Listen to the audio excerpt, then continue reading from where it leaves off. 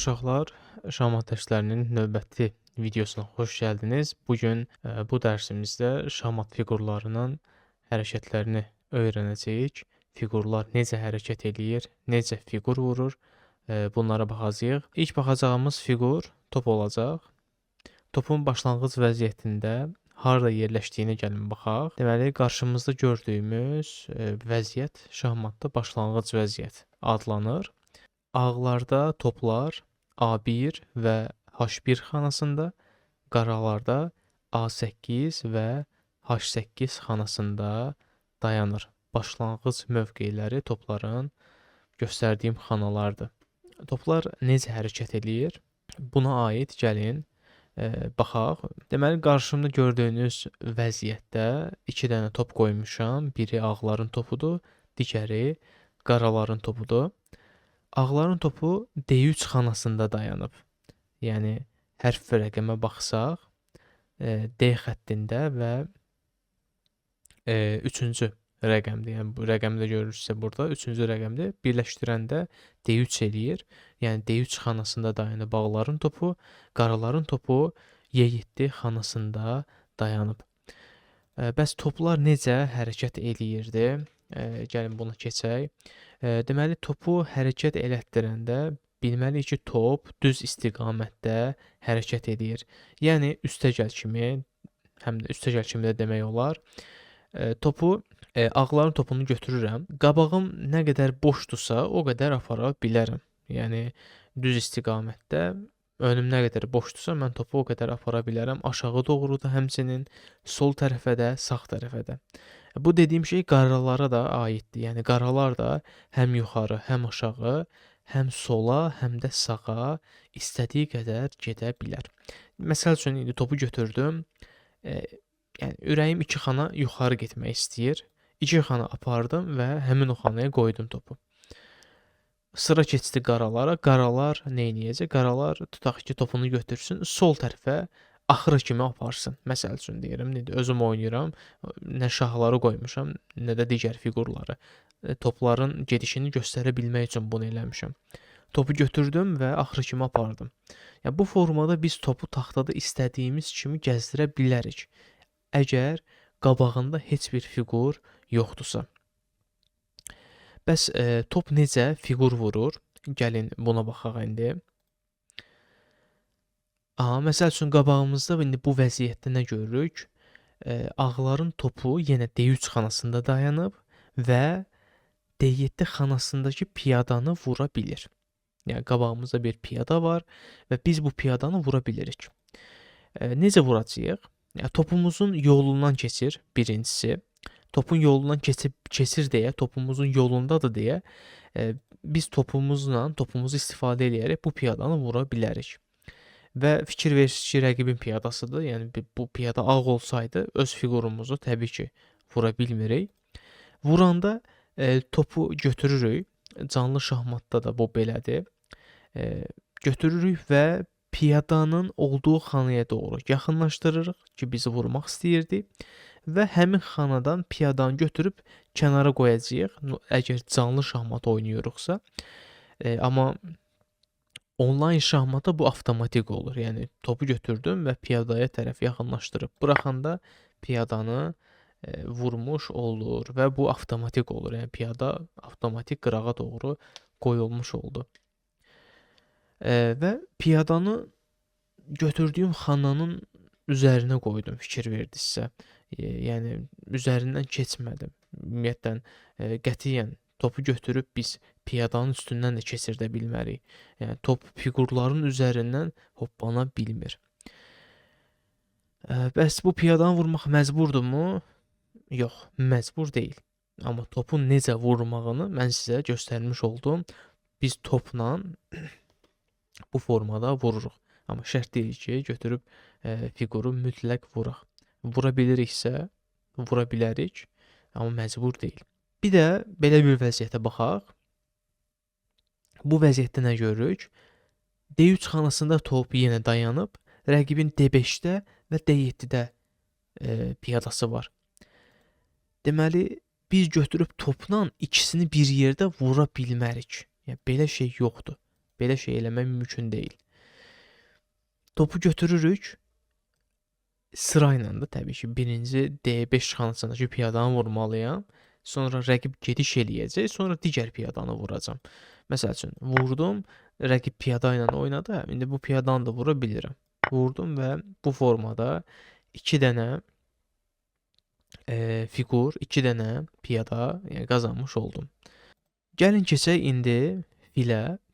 Fillər taxtada necə dayanır, yəni ilkin vəziyyətdə necə düzülür, bir də onu yadımıza salaq. C1-də, F1-də ağların fili, C8-də, F8-də də qaraların fili dayanırdı ilkin vəziyyətdə. Bəs sual yaranır ki, fil necə hərəkət eləyir? Deməli, indi keçək fillərin hərəkətinə. Fillər necə hərəkət eləyir? Deməli, 2 dənə fil qoydum taxtaya. Fillərin biri ağ xanada dayanan fildir, digəri qara xanada dayanan fildir. Və fillər hərəkət eləyəndə çarpaz formada hərəkət eləyir. Yəni X formasında hərəkət eləyir. Necə yəni X? Məsəl üçün D5 xanasındakı fili gəlin hərəkət elətdirək. Fili götürəcəm. Çarpaz formada dedimsə, deməli mən bu fillə çarpaz yuxarı formada və çarpaz aşağı bu formada hərəkət edə bilərəm. Eyni top kimi filin də qabağı boşdursa, fil o istiqamətdə hərəkət edə bilər. Qara xanalı fil də həmçinin. Yəni yenə fil onsuz da fildir, yəni sadəcə xanası dəyişdi bu dəfə. Qara xanada dayanan fil oldu. Və yenə eyni formada qara xanalarda hərəkət eləyir. Məsəl üçün D5 xanasındakı fili mən götürüb 3 xana aşağı çarpaza aparmaq istəyirəm. C2 xanasına. Bu mümkündürmü?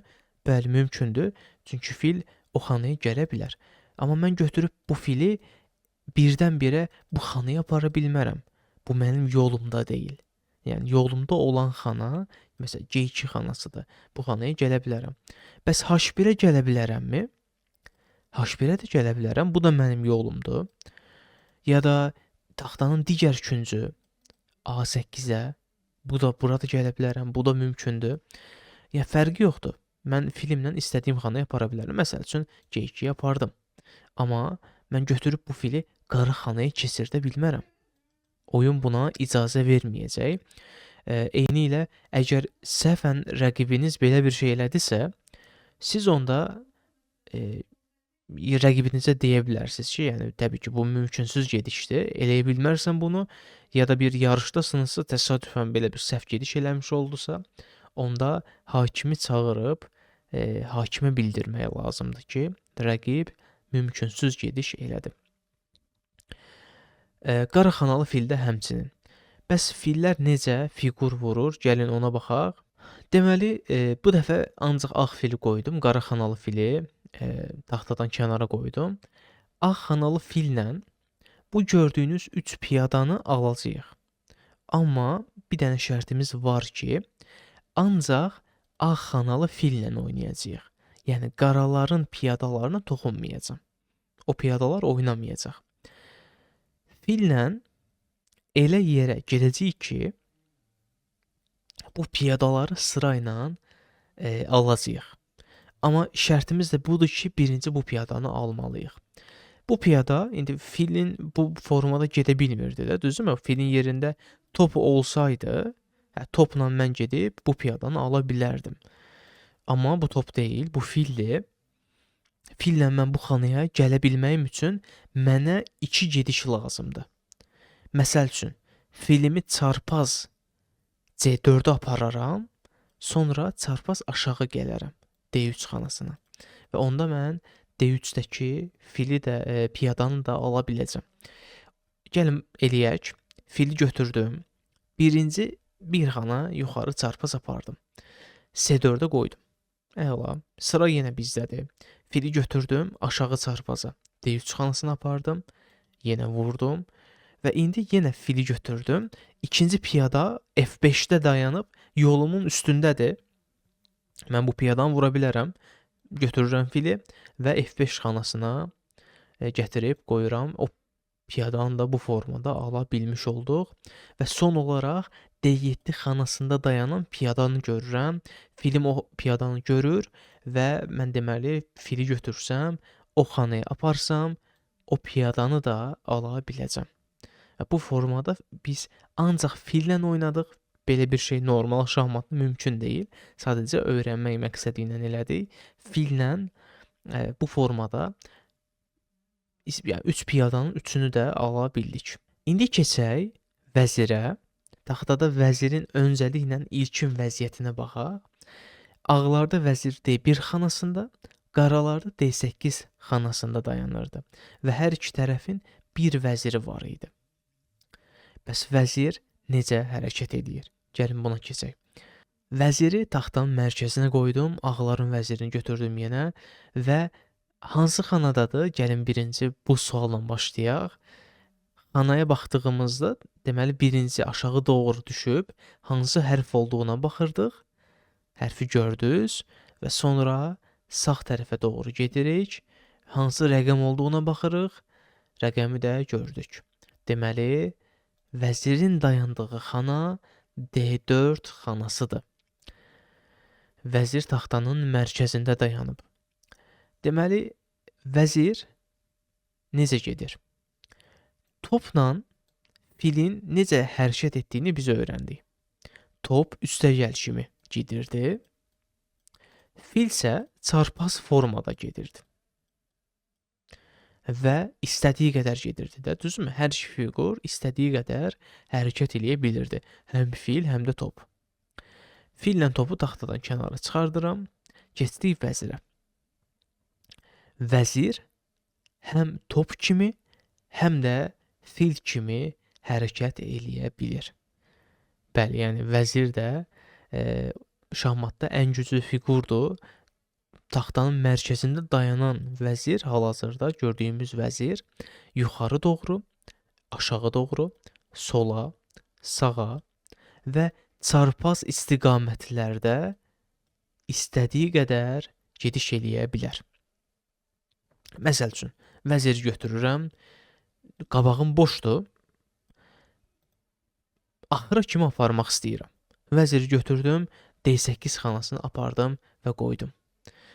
Çarpaz formada aşağı doğru H4-ə aparmaq istəyirəm. Axıra kimi yenə vəziri götürdüm və H4-ə apardım.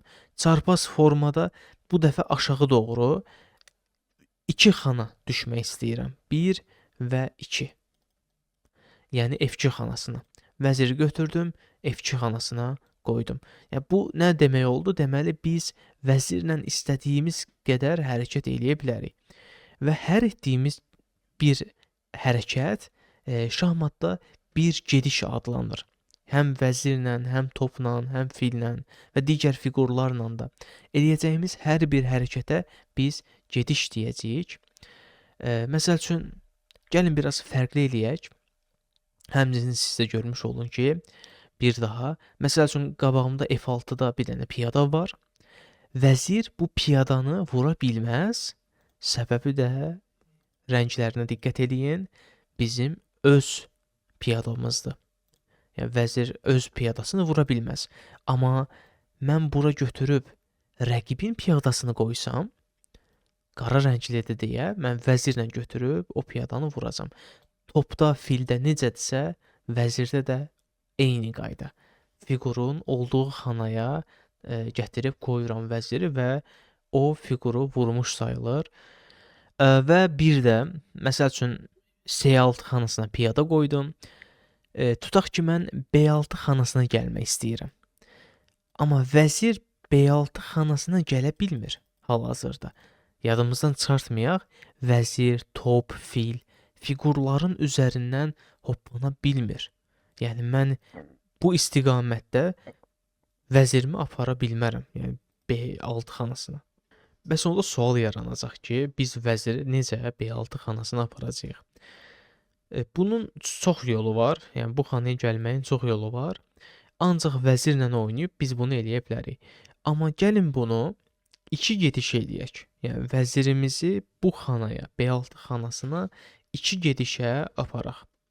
Bu mümkündürmü? Bəli, bu mümkündür. B6 xanasına 2 gedişə gələ bilərik. Bunu edə bilməyim üçün vəziri D4 xanasına məsəl üçün gəlsəm, çarpaz formada 2 xana.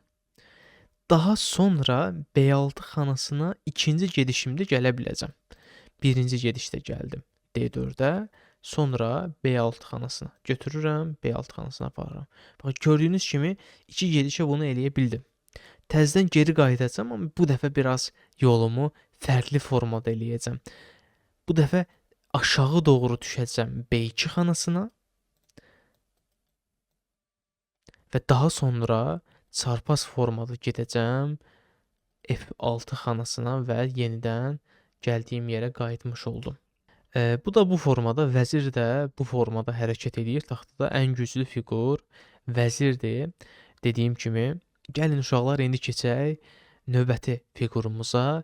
Topdan sonra gələn və görürsünüz onsuz da topdan sonra hansı fiqur gəlir. Söhbət atdan gedir. B1, J1 xanasında ağlarda, B8, J8-də qaralarda dayanır at. Deməli, at necə hərəkət edir? Gəlin buna keçək. Taxtanın mərkəzinə bir dənə at qoydum. Atın hərəkəti biraz çətindir. Yeni başlayanlar bunu öyrənməkdə biraz çətinlik çəkir. Bunun qaydası əslində o qədər də qəliz deyil. Biraz diqqət eləyəndə atın necə hərəkət etdiyini çox rahatlıqla öyrənə bilirik.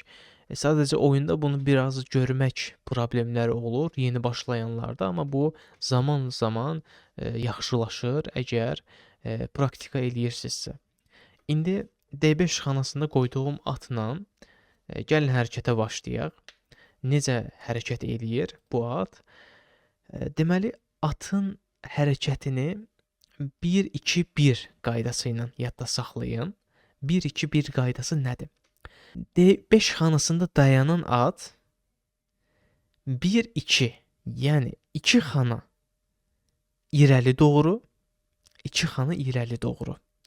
Bu yuxarı, aşağı, sağa, sola fərqi yoxdur. 2 xana düz getməlidir. Yəni 1-2. Daha sonra 1 dedim axı. O 1 dedim, o 1 o deməkdir ki, at bir xana ya sağa, ya sola dönəcək.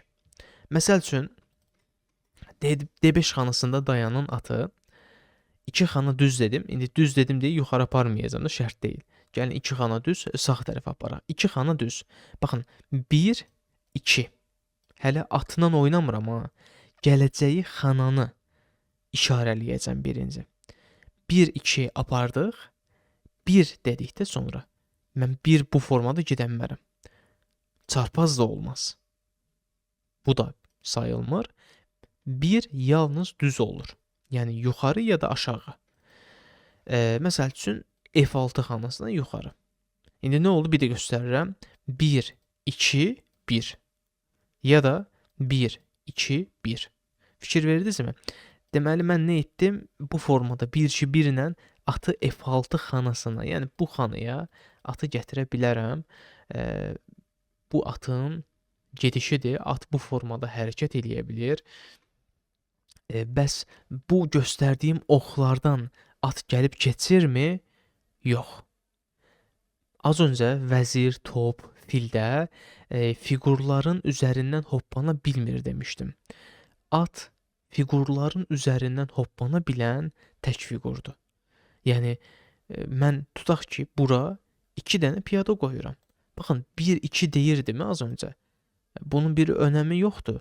Yəni, mən bu piyadaları vurmuram, bunun üzərindən hoppanıb o xanaya gəlirəm. Əgər mən burada piyada qoysam, təbii ki, mən bu atı bura qoya bilmərəm. Amma bu xanaya qoya bilərəm. Yəni, 1, 2, aşağı doğru 1. Atı bu xanaya gətirə bilərəm.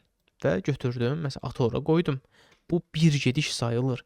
At fiqurun üzərindən hoppanır. Mən istədiyim qədər piyada qoyum bura. Fərqi yoxdur. At bunların üzərindən hoppanaraq gəlir. F4 xanasına, məsəl üçün. Götürdüm. 1, 2, 1 dedim və o xanaya qoydum. Bu xanadan da istədiyi kimi çıxa bilər. Məsəl üçün, gəlin bu xanaya gedək. Necə edəcəm? 1, 2, 1 bu formada aparıram, aşağı düşdüm və 1, 2, 1 yəni gedişi ilə yadda qalır deyə 1, 2, 1 bu formada belə öyrədirəm. Əslinə qalanda buna deməyə belə ehtiyac yoxdur. Zamanla bunu daha rahat öyrənəcəksiniz. Gəldiyim yerə indi geri qayıdacağam. Yenə 1, 2, 1 F4 xanasına gedirəm və qoydum o atı ora. Gəlin yuxarı doğru aparaq. 1, 2, məsəl üçün sağ tərəfə 1, G6-ya götürdüm atımı və G6 xanasına qoydum. Və biz bu formada atın necə hərəkət etdiyini də öyrənmiş olduq. Amma gəlin biraz işi çətinləşdirək. Piyadalar qoyuram bu formada və baxın bu piyadaların hamısını sıra ilə atla vurmalıyıq. Və bunun hamısını bir gediş eləyəcəm. Yəni necə bir gedişə? Bir gediş eləyəcəm və etdiyim hər gedişdə bir dənə qara piyada vurmaq lazımdır. Bu bizim şərti qaydamız olacaq. Atı götürürəm, 2 xana düz, 1 xana sağa. Yəni 1, 2, 1. Bu piyadanı ala bilirəm. Gözəl, götürdüm və aparıram, piyadanın olduğu xanaya qoyuram. Bu qədər sadə. Görək indi ən yaxın piyada bu piyada görsənir. Y6 piyadası ala bilirəmmi? Gəlin baxaq. 1, 2, 1. Bəli, piyadanı götürə bilirəm. Apardım atımı və piyadanın olduğu xanada buraxıram. Piyadanı almış oldum. C5 xanasındakı piyadanı indi alaq. Ala bilirəmmi? 1, 2, 1. Bəli, ala bilirəm. Götürdüm və piyadanın olduğu yerdə buraxdım. F3-dəkini ala bilirəmmi? Bəli, onu da ala bilirəm. 1, 2, 1. Eyni qayda. Bəs Y1-dəkini ala bilirəmmi? Bəli, onu da ala bilirəm. Atı götürürəm, 2 xana aşağı, 1 xana sola və Y1-dəki piyadanı da qazanmış olduq. Bu formada da atın necə fiqur aldığını biz görə bildik. Keçdik indi növbəti fiqura. Növbəti fiqurumuz, yəni 2 fiqurumuz qaldı onsuz da. Biri şahdır, biri də piyadadır. Şahı axırda demək istəyirəm, piyadalarla başlayaq. Birinci piyadaları görək piyadalar necə hərəkət edir. Piyadaları onsuz da görürsünüz. Piyadalar ön sırada dayanır, fiqurların önündə dayanır. Qaralarda da həmçinin. Ona görə mən aşağıdakı fiqurların hamısını silirəm, ancaq piyadaların qalmasını istəyirəm. Mən nə elədim? Mən aşağıdakı fiqurları sildim. Yəni fikir verdinizsə, həm qaralarda, həm də ağlarda aşağıda heç bir fiqur yoxdur. Başlanğıc vəziyyətdəki vəziyyətin demək olar eynisidir. Piyadalar heç tərpənməyib, öz vəziyyətində dayanıb. Bəs piyada necə hərəkət edir? Nəzərə alın ki, taxta ağlar tərəfdəndir. Yəni, ağlar tərəfdən baxırıq biz taxtaya. Və biz oynayanda qaralara tərəf gedirik. Qaralara tərəf hərəkət edirik. Qaralar da həmçinin ağlar tərəf hərəkət edir. Bu bir açıdan bir cəhbədən digər cəhbəyə yeriyiş kimi də düşünmək olar bunu. Ağlar da bunu eləyir, qaralar da bunu eləyir. Bəs piyada necə hərəkət eləyir? Piyada başlanğıc yerində dayanıbsa əgər, 2 formada hərəkət eləyə bilər. Ya bir xana irəli gedə bilər, ya da 2 xana irəli gedə bilər. Baxın, başlanğıc yerində dayanıbsa, məsəl üçün, A2 xanasındakı piyada ilə başlayaq. Piyadanı götürürəm, baxın, irəli dedim ha, arxaya doğru gedə bilmərəm.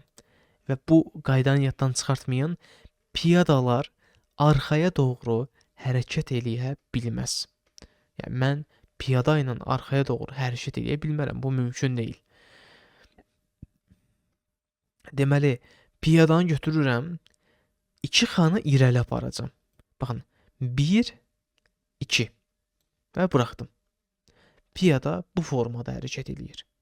2 xana irəli apardım və necə hərəkət etdiyini görmüş oldum. Yaxşı.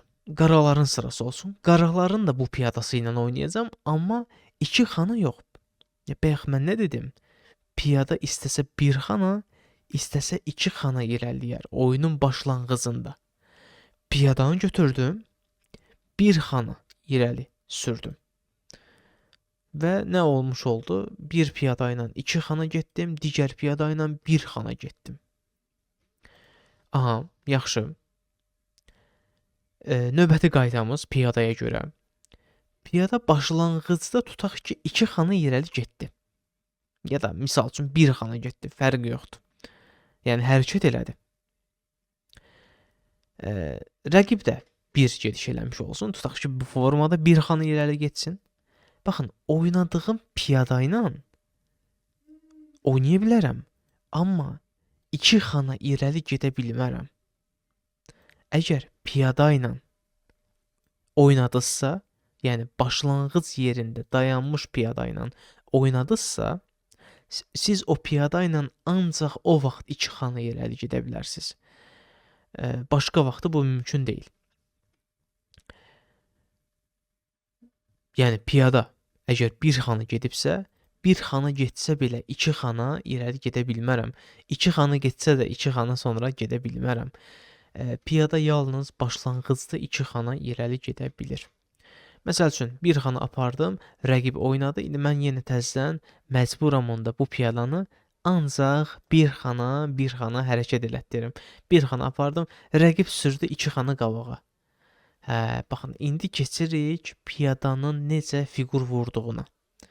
Birincisi, piyadanın önündə bir fiqur varsa, bu fiqur təkcə piyada olmaya bilər, başqa fiqur da ola bilər. Fərqi yoxdur. Piyada önündəki fiquru vura bilmir. Mən götürüb bununla bunu vura bilmərəm. Qabağımda fiqur var, o fiquru vura bilmirəm. Bəs piyada necə vurur? Piyada fil kimi çarpaz vurur, amma 1 xana vurur. Baxın, bu formada. Amma bir dənə qaydamız var. Piyadanın çarpazında fiqur yoxdursa, o piyada fiqur vura bilməz. Yəni mən götürüb bu piyada ilə çarpazda fiqur yoxdursa, orada heç nə gələ bilmərəm ora. Ya bura da gələ bilmərəm, bura da gələ bilmərəm. Yox, əgər piyada varsa burada ya da başqa bir fiqur, mən onu vura bilərəm. Bax, bu mümkündür. Məsəl üçün götürdüm piyadanı, çarpaz apardım və buraxdım. Digər fiqurlarda necə daş vururduqsa, piyadada da daşın vurma forması eynidir. Məsəl üçün rəqib piyadanı 1 xana qabağa sürdü. Bəs vurmaq şərtdirmi? Qətiyyən şərt deyil. İstəyirsən vur, istəyirsən qabağa sür. Mən burada piyadanı qabağa sürədə bilərəm. Şərt deyil ki, piyada ilə piyadanı vurum. Baxın belə, piyadanın da necə daş vurduğunu görmüş olduq. İndi tutaq ki, belə bir vəziyyət yaratmaq istədim. Baxın, məsələn, burada sıra olsun ağlarda. Ağlar piyada ilə çarpaz vurur, vurmaq istəyir, amma 2 xana vuramaz, 1 xana vurmalıdır. Piyadanı götürdüm, çarpazına vurdum. Sıra keçdi qaralara. Qaralar piyadanı götürür, o da rəqibin piyadasını vurur. Bu formada piyadalar dəyişmiş oldu. Ağlar da 1 piyada qazandı, qaralar da 1 piyada qazanmış oldu. Və dostlar, indi gəlin keçək son fiqurumuza, yəni şaha. Şah E1 xanasında, ağlarda, qaralarda da Y8 xanasında dayanır. Və indi sual yaranacaq ki, şah necə hərəkət edir? Şahın hərəkəti biraz fərqlidir. Biraz fərqlidir deyəndə ki, vəzirlə eynidir əslində qalanda. Yəni, vəzir necə hərəkət edirdi? Yəni, yadımıza salaq, top və fil kimi. Düzdürmü? Uzun, istiqamətli boyunca istədiyi qədər hərəkət edə bilirdi. Qabağında daş yoxdursa əgər. Və heç bir fiqurun üzərindən hoppana bilmirdi. Şah da vəzir kimi hərəkət edə bilir. Amma, baxın, vəzir kimi yuxarı, aşağı, sola, sağa və çarpaz istiqamətlərdə vəzir kimi hərəkət eləyə bilir. Amma şah yalnız bir xana hərəkət eləyə bilər. Yəni mən yuxarı bir xana, sola bir xana, sağa bir xana, yəni sol çarpaza bir xana, sağ çarpaza bir xana, sol tərəfə və sağ tərəfə yenə bir xana hərəkət eləyə bilərəm. İndi şaha aid bir dənə də qayda var. Yəni bir dənə qayda, iki dənə bir qayda var. Şah gəldiyi xana təhlükə altında olmamalıdır. Məsəl üçün tutaq ki deyirəm, topu qoydum A2 xanasına. Bu top bu xanalara baxır. Bu o deməkdir ki, mən şahımla yuxarı doğru gələ bilmərəm. Şahmatda belə bir qayda var ki, şah hücum altında qalmamalıdır. Hücum altına girə bilməz. Yəni topun baxdığı yerə gələ bilməz. Yəni bu o deməkdir. Yəni təkcə topun yox, hansısa bir fiqur əgər hücum eləyirsə, baxırsa o xanaya, şah o xanaya gələ bilməz. Bu ağ şaha da aiddir, qara şaha da aid. İndi qara top bu xanalara baxır deyə, yəni qara bizim rəqibimizdir, ağın rəqibi qaradır. Bu deməkdir ki, mən şahımı yuxarı doğru apara bilmərəm, amma sola və sağa doğru apara bilərəm. Topu götürdüm taxtadan, çıxartdım, yolum açıldı. Mən indi şahımla bir xana yuxarı, məsəl üçün hərəkət edə bilərəm. Gəlin yuxarıdakı şahla aşağıdakı şahı bir-birinə yaxınlaşdırmağa çalışaq. Şahı yuxarı doğru apardım, digər şah da aşağı doğru düşür, yaxınlaşır bizim şahımıza. Yenə yuxarı apardım, o da aşağı düşdü və yenə apardım. Baxın, apara bilmərəm. Yaxşı qaydanı yadımıza salaq. Rəqib şah və ya ağları şah fərqi yoxdur. Rəqibin baxdığı xanaya gələ bilməz. Rəqib burada hər iki tərəfin şahı rəqibdir özünə. Yəni bu şah bu xanalara baxırsa, qaranın şahı da o xanalara baxır. Yəni bu deməkdir ki, şahlarla biz bir-birinə yaxınlaşdıra bilmərik. Bu qayda pozuntusu olar və əgər belə bir şey olsa, mütləq hakimə demək lazımdır ki, yəni rəqib qayda pozuntusu eləyir. Belə bir şey yəni mümkün deyil. Şahları bir-birinə yaxın qoya bilmərik.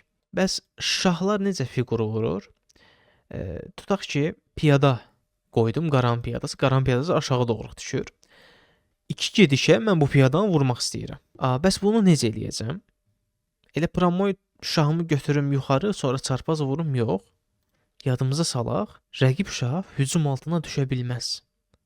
Yəni bu piyada çarpaz istiqamətdə daş vura bilirdisə, deməli bu piyada bu formada bu xanalara baxır. O xanalara hücum eləyir. Mən şahımı bura aparammaram. Şahı götürürəm, E5 xanasına gətirirəm, çarpaz, bir xana gətirirəm. Rəqib nəsə oynayır, misal üçün, sonra şahımı götürürəm, o piyadanı vururam. Baxın, eyni qayda. Digər fiqurlar necə vururdusa, şah da o formada vurur. Və beləliklə biz bütün fiqurların necə hərəkət etdiyini öyrəndik. Sadəcə yadımızda qalsın deyə fiqurları yenidən düzəldib taxtaya qoyuram və fiqurların hərəkətlərini bir də yadımıza salsaq, öncə topla başlamışdıq.